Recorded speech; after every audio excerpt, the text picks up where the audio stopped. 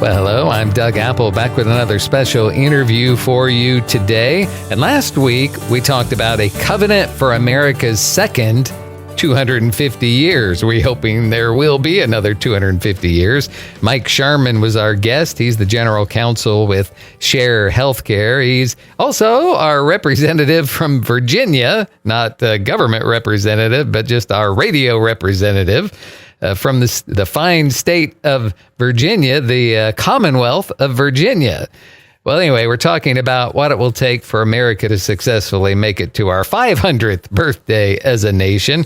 And Mike Sharman has this covenant for America's second 250 years. What will it take for us to have another 250 years? And last week we covered part one. We made our way partially through the covenant. So, Mike, maybe start off with a little review or an overall summary of the covenant once again for people who haven't heard the previous program, and then let's dive back into it. Well, this covenant for America's second 250 years is just a recitation of many of the things our founders and forebears, not necessarily the 1776 founders, some are much more modern than that, but the people who have gone before us, what have they said makes America great? What have they said is our platform? What is it that they've said has sustained us thus far? And that's the point of this covenant is, if we keep the covenant they already made, rededicate ourselves to it, if we revive ourselves in that mindset, then we're going to be secure. We're going to be okay. And we'll be able to, Lord willing and Lord tarry, we're going to succeed for the next 250 years. So one of the primary things that they had said was recognition of the Supreme Being has always been the first and most basic expression of Americanism. And that was Gerald Ford, a relatively, in historical terms, a relatively recent president, but he was quoting a prior president, President Dwight D. Eisenhower. Gerald Ford said that in a National Day of Prayer message that he had. Recognition of the Supreme Being has always been the first and most basic expression of Americanism. What's it going to take for us to last another 250 years? For us to really believe what's on the back of our dollar bill and on our penny or nickel or dime, etc. In God, we trust. In God, we trust. So even those who do not believe in God receive the blessings of our nation's settled and quiet government. And that's from our first charter of Virginia, 1606. So in this covenant I strung together of all these folks, I made that one sentence, even though they were centuries apart. That first part, recognition of the Supreme Being, has always been the first and most basic expression of Americanism. Well, that was done in 1974. But even those who do not believe in God receive the blessings of our nation's settled and quiet government. Well, that was done in 1606. And then it goes on to say, because God's fundamental principles of liberty formed the basis on which our nation's laws were erected. And that was in the Northwest Ordinance. Now, the Northwest Ordinance was the first law that our first Congress as the United States had passed.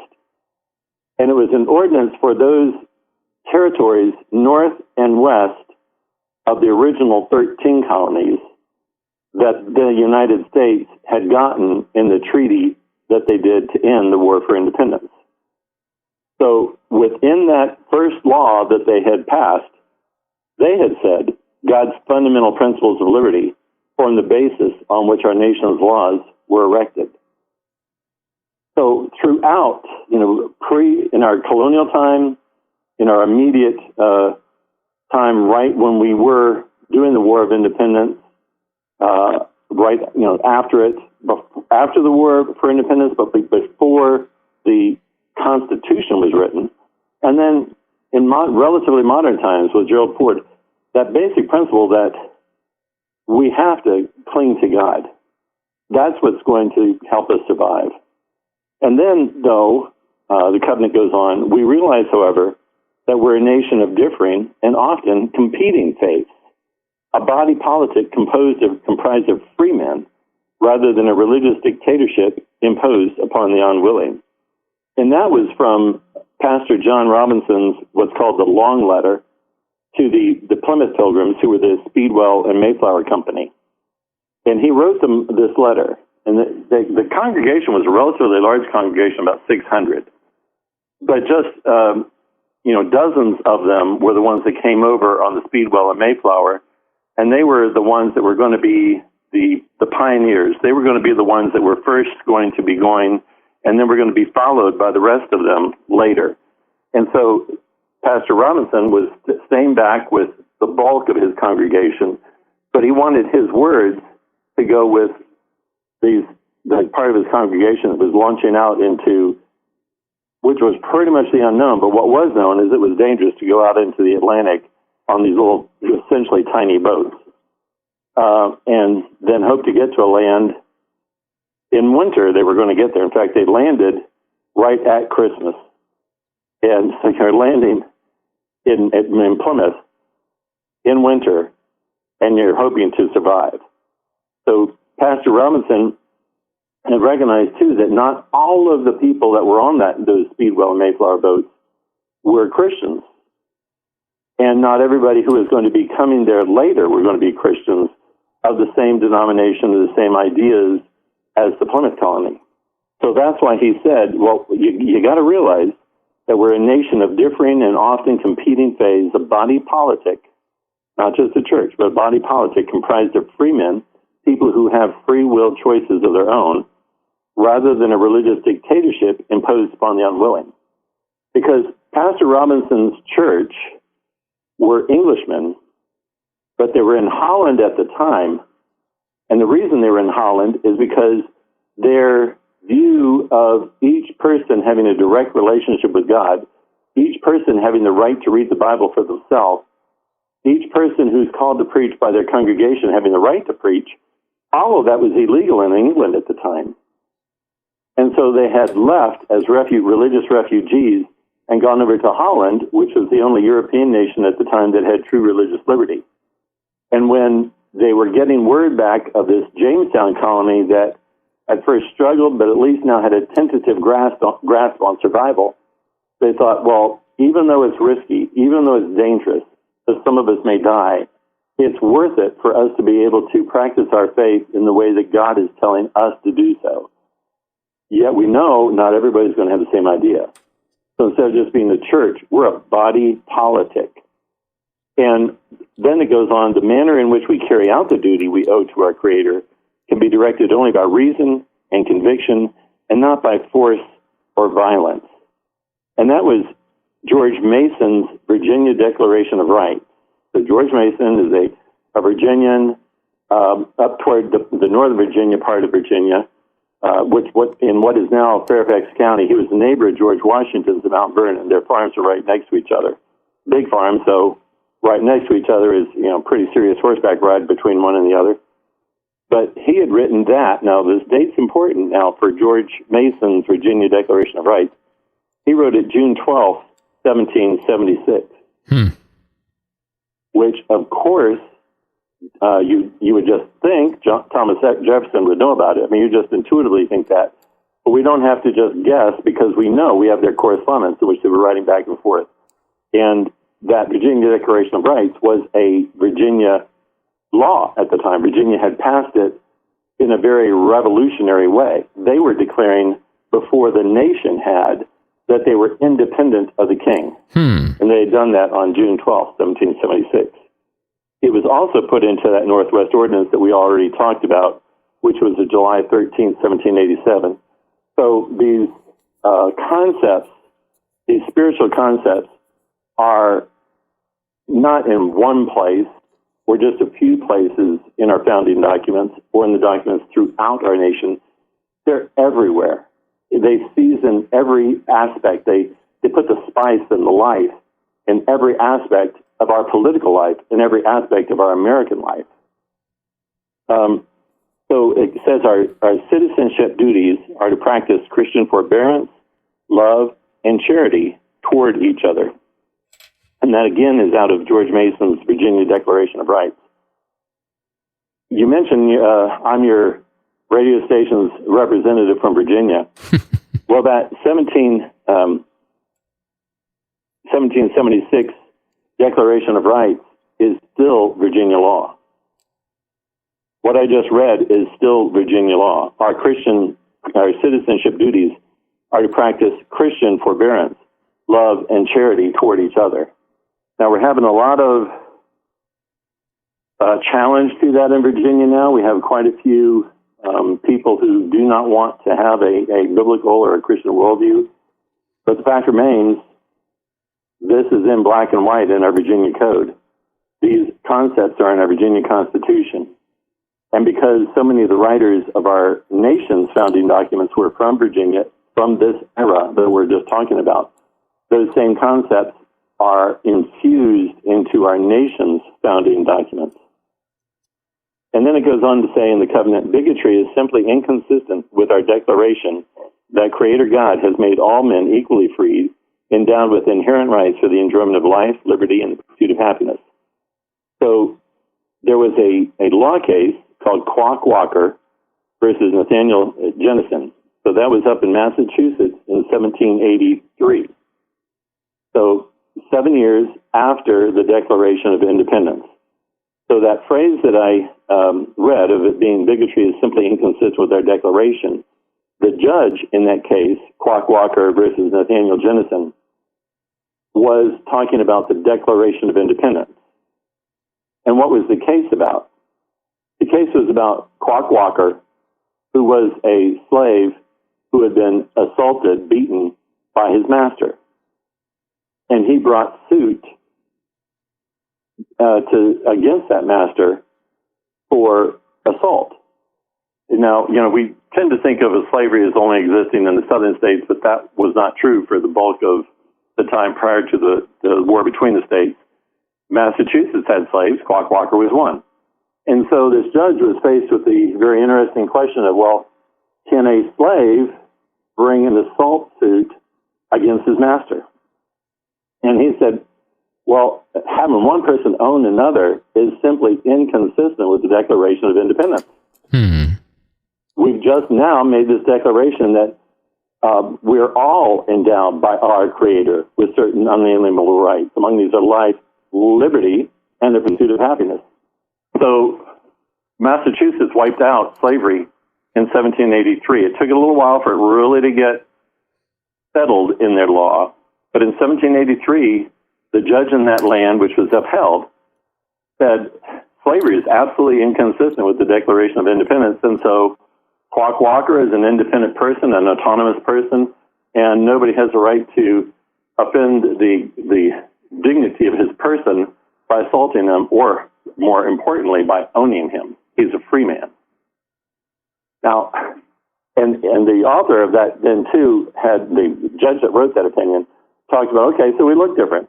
Our hair might be different, our color might be different, all that, but we're all endowed by our Creator. And so that judge recognized the legal essence of it. The Declaration of Independence had just said it, so legally it's true. But he recognized that the Declaration of Independence itself was founded upon the premise that God had created us. Mm-hmm. God had imbued us with this. So what man can go against that? And that gets back to, remember, what we first were talking about with this? Recognition of the Supreme Being has always been the first and most basic expression of Americanism. Absolutely true. In colonial times, maybe so, maybe not. But once we declared ourselves independent, and did so with that document that itself declared we're endowed by our Creator, it itself said we're endowed with certain inalienable rights, life, liberty, pursuit of happiness. Those are no longer merely legal statements. They're a covenant we as a people made with God, our Creator. Recognizing we are His children, He had done certain things. He exists, we are His.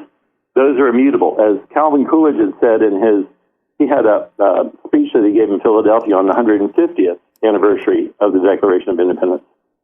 He said, well, if it is true, as we declared, that all men are equal, that is final. If it is true, as we declared, all men have inalienable rights, then that is final. If it is true, as we declared, that all men have the right to life, liberty, and the pursuit of happiness, then that is final. And if it is true that the only reason government exists is to protect those rights, then that is final. And he said, and that finality means this is Christ's law. So, going on with the covenant here,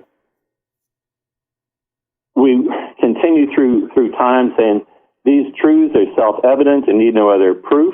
That's in the Declaration of Independence. And it was Benjamin Franklin who was on that committee, and Thomas Jefferson wrote the bulk of the Declaration, but there were others on the committee that had been told to do this. And it was Benjamin Franklin who inserted that idea of self-evident, that it needs, when something in law is self-evident, you can also say it's self-authenticating. It needs no other proof. In almost every state, certainly in Virginia, I'm not sure if this is true in Florida, but in most states, if you want to make a will where you don't have to have the witnesses come in and attest to it, you have them attest to it twice under notary, and that makes it self-authenticating. It needs no other proof to show that it is true and that will of the testator. That was and these guys that wrote this thing, they knew law. And these truths are self-evident and need no other proof, and will not and cannot, we cannot sell these gifts from God or give them away. And that was from the Virginia Declaration of Rights, which we talked about, that George Mason had written. Then we depend solely upon the great arbiter of the universe by whom empires rise and fall. And that's from George Washington's address to the Senate in 1789. And the invisible hand, and that's the address of the House of Representatives back to George Washington. So they would write back and forth. So the reason we have these exact words is George Washington wrote to the Senate, and then the House of Representatives wrote back to George Washington. The invisible hand, which has given us the choicest bounties of heaven. Can you imagine the House of Representatives now collectively, even though, Mike Johnson is a great Speaker of the House, but can you imagine us having a vote of the House of Representatives saying, yes, we agree with you that we depend solely upon the great arbiter of the universe by whom empires rise and fall, and the invisible hand, which has given us the choicest bounties of heaven. Can you imagine our House of Representatives today doing that? No. Or even the Senate, which you have less people to argue about, but you have the same problem. No, can't imagine it. Then it goes on to say, we recognize the sublime truth announced in the Holy Scriptures and proven by all history that those nations only are blessed whose God is the Lord. We humble ourselves over God's power, confess our national sins, and pray for his forgiveness. And that was Abraham Lincoln, during the war between the states, on March 30th, 1863. He was proclaiming a day of humiliation, fasting, and prayer. Now, humiliation, people might think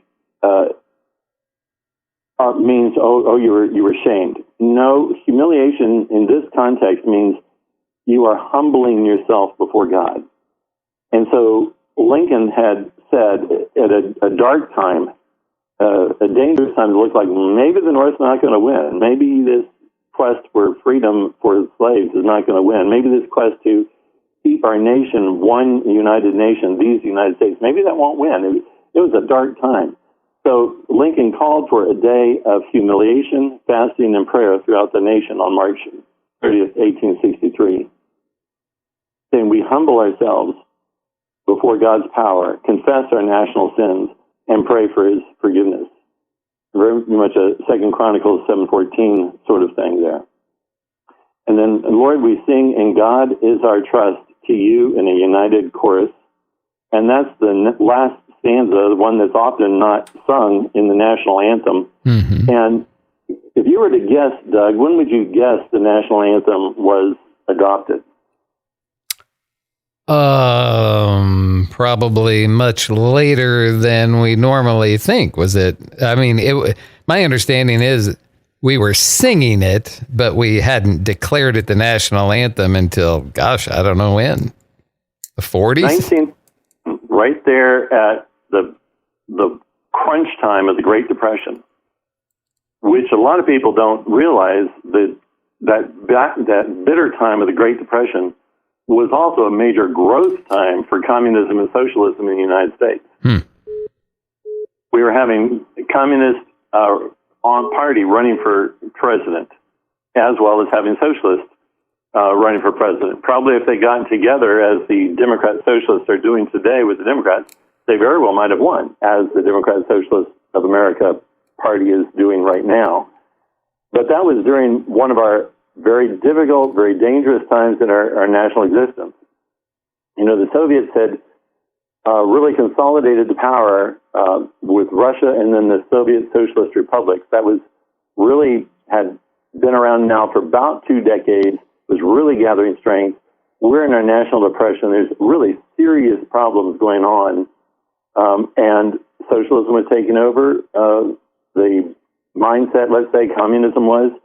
And so we adopted, our Congress adopted the national anthem. And that last stanza, "In God is our trust," was part of it that they had adopted. "Grant us a new birth of freedom in you," the covenant goes on, "so that our government of the people, by the people, for the people shall not perish from the earth." And that was Lincoln's Gettysburg Address, which, if your listeners had heard us last week, we were talking about the first place that had been was in Wycliffe's prologue to his translation of the Bible, which was in the 1300s. And here, Lincoln saying it in the Gettysburg Address in 1863, that we have a government of the people, by the people, for the people. And Lincoln was, at the time he gave that Gettysburg Address, he's at Gettysburg, at the battlefield of Gettysburg. And it is a while after the battle. But the grave, the people looking for remains are still there. Most of the people who had died had been taken away, but not all. And many of the horses, the bodies of the horses that had been killed there were still there. And they're looking out over this, and it's beginning to be a graveyard. And he's saying about how there's no way that their voices or their speaking can hallow that ground. It is hallowed by the blood of the people who died there for our nation. But he was saying the government of the people, by the people, for the people shall not perish from the earth. But what Wycliffe had said in his prologue was that the Bible is the government of the people, by the people, for the people. And then the covenant goes on, but shall continue as one nation, under God, indivisible, with liberty and justice for all. And that was our Pledge of Allegiance, adopted by Congress again in 1954. So again, we see this. It's not a one-time deal. It's not a trend. But it seems like we draw closer to God as a nation when we're having more difficulties. 1954 was, 9 years after the end of World War II, but the Soviet Union had really begun taking hold because they had taken over the captured European nations that they got after World War II. China was being insurgent. We were embroiled in the Korean War there. Things were difficult at that time, and that's when we adopted our Pledge of Allegiance. One nation, under God, indivisible, with liberty and justice for all. And then we close out this covenant in the way that the First Continental Congress had prayed back in 1774. All this we ask in the name and through the merits of Jesus Christ, thy Son, and our Savior. We are a Christian nation. As John Adams had said, our nation, our Constitution, is wholly unsuitable for anything other than a religious and moral people. Mm-hmm. Well, thank you very much for talking about this covenant with us. How do you think this has impacted your own life? Well, I wrote it as this summary because, I came to Christ when I already was an adult, when I already was an attorney, when I'd already worked in the Senate, and knew none of these things really. And then when I came to Christ, I was wondering, well, how can I be, is it a non sequitur to be a lawyer and a Christian? So So I began looking at our founding documents and reading things that I had never heard about. And I was I've always loved history, and I was, triple major in college and then law school, and like I said, worked in the Senate and all that sort of stuff, and hadn't heard these things.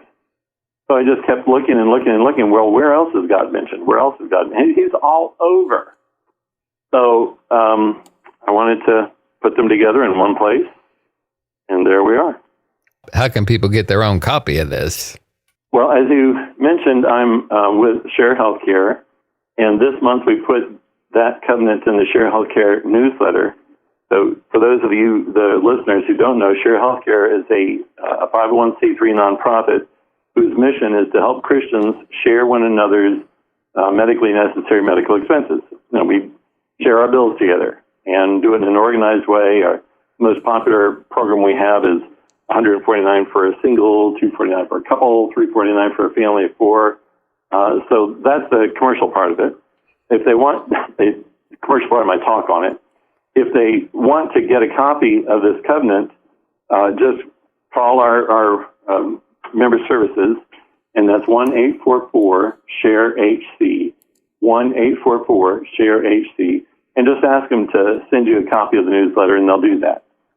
If you also like to have some information about Share Healthcare for either yourself or friends or family, then they'd be glad to answer whatever questions you might have. For, again, questions about Share Healthcare itself, you can go to the website, sharehealthcare.com, sharehealthcare.com. But if you wanted to ask for the newsletter, it's not on the internet. You need to just call that 1-844-SHARE-HC, and they'd be glad to send you a copy.